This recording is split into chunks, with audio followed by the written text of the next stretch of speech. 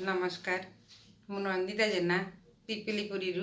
स्वाधीनता दिवस उपलक्षे गोटे छोट कविताटीए पाठ करने को जाऊँ। पताका डाकुछि आस आस गोटिए मन को गोटिए करी मार कोल को आस आसरे आस आगे आस आसरे आस आगे आस ये तो आमर जातीय जीवन जातिर प्रेम प्रीतिर भवन रखिबा सदा हारी मान आसरे आस आगे आस आसरे आस आगे आस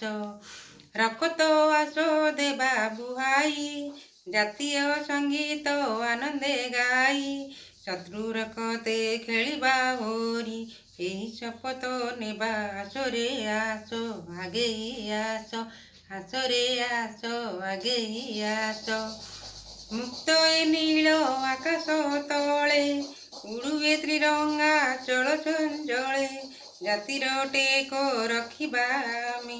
भेदपर जी आस आसरे आस आगे आस आसरे आस आगे आस। धन्यवाद।